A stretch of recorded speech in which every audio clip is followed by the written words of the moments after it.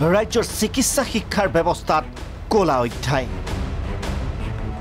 কেবিনেটৰ সিদ্ধান্ত কাৰ্যকৰী NRI কোটাত MBBSত নাম ভৰ্তি বঞ্চিত বহু মেধাৱী ছাত্ৰ-ছাত্ৰী ডলাৰত বিক্ৰী মেডিকেল কলেজৰ আসন প্ৰচুৰ মেধা সম্পদ নহলেও কথা নাই যদিহে আপোনাৰ কোনোবা অঙহী বঙহী NRI অথবা প্ৰবাসী ভাৰতীয় আপুনি অতি সহজে লাভ কৰিব পাৰিব মেডিকেল কলেজৰ আসন কাৰণ ৰাজ্যিক কেবিনেটে মেডিকেল শিক্ষাৰ ক্ষেত্ৰত গ্ৰহণ কৰিছে সিদ্ধান্ত কেবিনেটৰ সিদ্ধান্ত অনুসৰি 6খন মেডিকেল কলেজত NRIৰ বাবে থাকিব আসন সংৰক্ষণ অসমৰ মেধাক বঞ্চিত কৰি ডলাৰত বিক্ৰী 33খন MBBSৰ আসন অসমৰ চিকিৎসা শিক্ষাত আৰম্ভ হোৱা ভয়ংকৰ স্খলনক লৈ ৰাজ্যজুৰি দল সংগঠনৰ প্ৰতিক্ৰিয়া মুখ্যমন্ত্ৰী হিমন্ত বিশ্ব শৰ্মা নেতৃত্বাধীন চৰকাৰে মেডিকেল শিক্ষাৰ ক্ষেত্ৰত কালান্তক সিদ্ধান্ত লোৱাৰ অভিযোগ আম আদমি পাৰ্টিৰ বিষয়টো সন্দৰ্ভত দলটোৰ সভাপতি জিতুল টেকাই চৰকাৰক সমালোচনা কৰে মুখ্যমন্ত্ৰী হিমন্ত বিশ্ব শৰ্মা নেতৃত্বাধীন চৰকাৰখনৰ যি মেডিকেল শিক্ষা এই মেডিকেল শিক্ষাটোৰ সন্দৰ্ভত এটা কালান্তক সিদ্ধান্ত এই NRI কোটাত নামভৰ্তি কৰাৰ ব্যৱস্থাটোৰ কাৰণে আজি 142 নম্বৰ পোৱা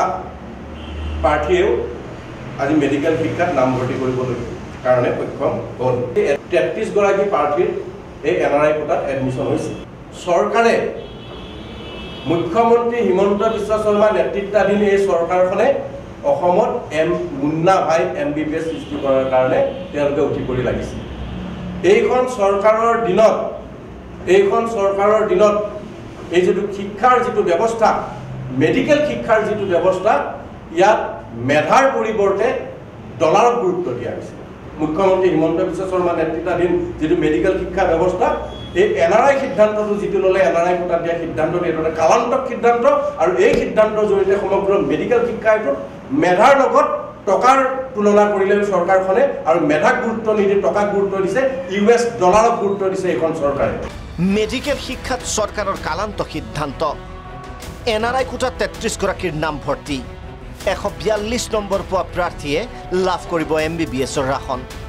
মুখ্যমন্ত্ৰীৰ নেতৃত্বত ৰাজ্যত মুন্না ভাই MBBSৰ সৃষ্টি মেডিকেল শিক্ষাত মেধাৰ নাই গুৰুত্ব মেধাৰ পৰিৱৰ্তে গুৰুত্ব ডলাৰৰ উল্লেখ্য যে মেধাক উপলংঘা কৰি ৰাজ্যত MBBS পাঠ্যক্ৰমৰ আসন বিক্ৰী হ'ল ডলাৰৰ তুলাচনীত ৰাজ্যৰ 6খনকৈ মেডিকেল কলেজত 33খন আসন NRI প্ৰাৰ্থীক গতালে চৰকাৰে এতিয়া প্ৰশ্ন হ'ল প্ৰকৃততে NRIৰ সন্তানে অসমৰ মেডিকেল কলেজত শিক্ষা গ্ৰহণৰ সুবিধা লৈছেনে NRIৰ নামত মেডিকেল শিক্ষাত চলিছে ব্যৱসায় প্ৰাৰ্থীৰ মামাক বা খুৰাক থাকে বিদেশত প্ৰাৰ্থী থাকে অসমত বা ভাৰতৰ যিকোনো প্ৰান্তত তেওঁ কেৱল প্ৰমাণ কৰিব পাৰিলেই হ'ল মামাক বা খুৰাক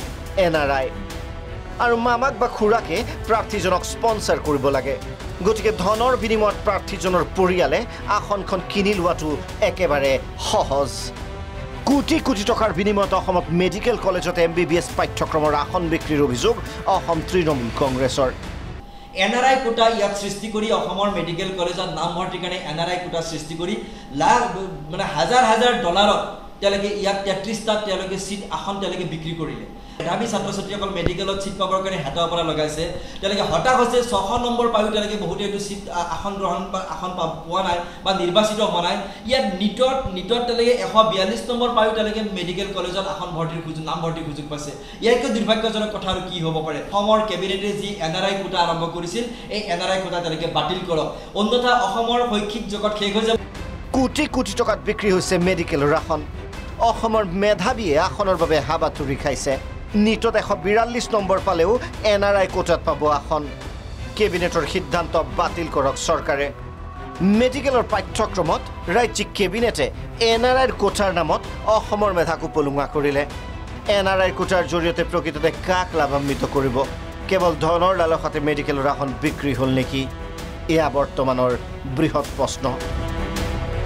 ভিডিঅ' জাৰ্নেলিষ্ট ৰাজুৰ সৈতে ভুৱন চেতিয়া প্ৰাগ নিউজ